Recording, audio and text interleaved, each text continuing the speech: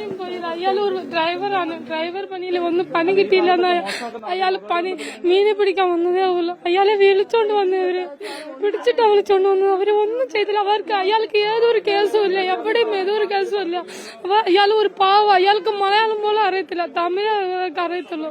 അവരുടെ ഫോണൊക്കെ ഞങ്ങൾ ചോദിച്ചു കൊടുത്തു. ഞങ്ങൾ വന്ന് ടിക്കറ്റ് കൊടുത്തു. അവര് ടിക്കറ്റ് നോക്കിയിട്ടില്ല, ഫോൺ മാത്രം അവർ മേടിച്ചോണ്ട് ആളെ വിളിച്ചുകൊണ്ട് ഇടിച്ചോണ്ട് അവരെ വിളിച്ചോണ്ട് പോയത്. അയാൾക്ക് എവിടെ ഏതൊരു കേസില്ല. വേണമെങ്കിൽ അയാളെ നിങ്ങൾ നോക്കിക്കോ. അയാൾ എവിടേക്ക് ഏതൊരു കേസില്ല, ഏതൊരു ഇതുമില്ല. ഇവര് ആരാന്ന് പോലും ഞങ്ങൾക്ക് അറിയത്തില്ല. അവരെ വന്നെടുത്ത് ഞങ്ങൾ നോക്കിയതേ ഉള്ളൂ. ഞങ്ങൾ വന്ന് 2 ദിവസമായിരുന്നു. അയാൾ മല നോക്കാൻ പോയതേ ഉള്ളൂ. എന്തിനാ ഓടിയെന്ന് പറഞ്ഞ് അയാളെ വിളിച്ചോണ്ട് വന്നു. ഞങ്ങൾ തിരുച്ചിനാപ്പള്ളി ഞങ്ങൾ വന്ന് 2 ദിവസമായിരുന്നു. ഞങ്ങൾ മീന് പിടിക്കാൻ വേണ്ടി വന്നതാ.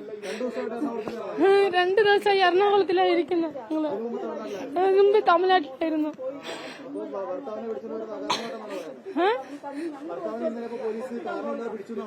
അതെ, എന്റെ ഭർത്താവിന് ഏതൊരു കേസും ഇല്ല, എവിടെയും ഒരു കേസില്ല. അവര് ഇതുവരെ പോലീസ് സ്റ്റേഷനിൽ പോയിട്ട് തന്നെ ഇല്ല.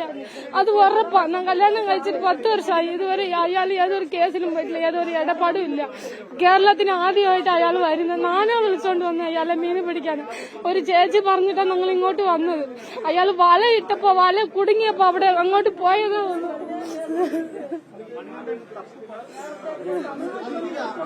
അയാളെ ഒന്ന് കാണിക്കാൻ പറയുമോ നിങ്ങള്? എല്ലാം മണിയന്റെ ഭാര്യ. അയാളെ ഒന്ന് കാണിക്കാൻ പറയുമോ നിങ്ങള്? കുട്ടിക്ക് പണിയാ. കുട്ടി ഭർത്താവ് അച്ഛനെ കാണാതെ കുട്ടിക്ക് ഭയങ്കര പണിയാ.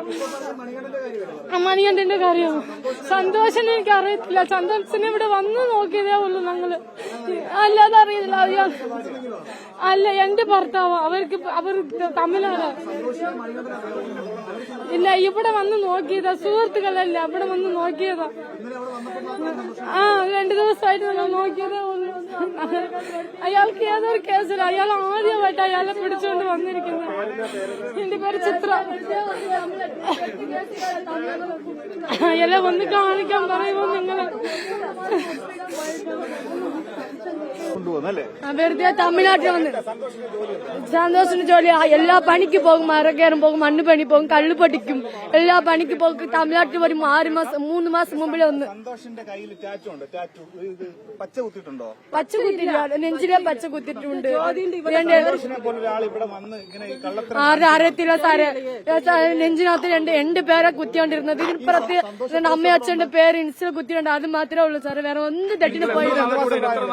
1.5 വയസ്സായിട്ട് 3 മാസം മുമ്പിലേ ഇറങ്ങിയത്. 3 മാസം മുമ്പിലേ ഇറങ്ങിയുണ്ട്. പാല, സിംഗവണ, ചങ്ങനാചാരി 3 തരത്തിലുള്ള കണ്ടീഷനും ഇറക്കി വിട്ടത്.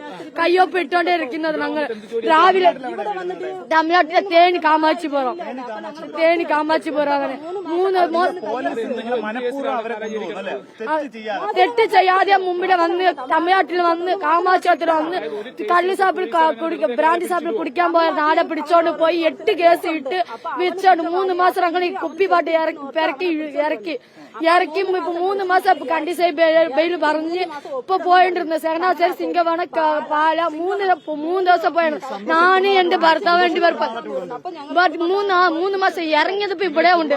അവിടെ കേരളക്കാർ പോലീസ് പറഞ്ഞാൽ തമിഴ്നാട്ടിൽ പോകാൻ പറ്റത്തില്ല, ഇവിടെ തന്നെ ഇരിക്കുന്ന കയ്യൊപ്പ് വേണം. അതാണ് ഞങ്ങൾ ഇവിടെ ഞങ്ങൾ തമിഴ്നാട്ടിൽ പോകാം. കയ്യൊപ്പ് ഇവിടെ ഉണ്ടായിരുന്നുണ്ട്.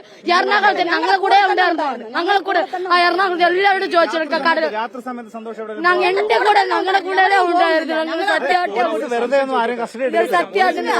വിചാരിച്ചു നോക്കി സാറ്. സത്യാഗ്രഹം ഒന്നും ചെയ്തില്ല സാറ്.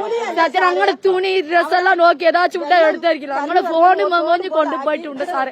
എല്ലാവരും ചോദിച്ചിട്ടുണ്ട് സാറ്. ഒരു തെറ്റിന് 2 ഭർത്താവ് ചെയ്തിട്ടില്ല സാറ്. വെറുതെ ആയിരുന്നു സാറ്. പെണ്ണുങ്ങൾ പണിയെടുത്ത ആണുങ്ങൾ അവർക്ക് കഞ്ഞി കുത്തോണ്ടില്ല സാറ്. ഈ കൊച്ചിനെ വെച്ചോണ്ട് റോഡ് ചെയ്ത് കുപ്പി പെറുക്കണ കഞ്ഞി കുത്തോണ്ട് എപ്പോഴും പോയിട്ട് വരുന്നുണ്ട് സാറേ. വെറുതെ പിടിച്ചു സാറ്. സത്യമാണ് ഒന്നും ചെയ്തില്ല.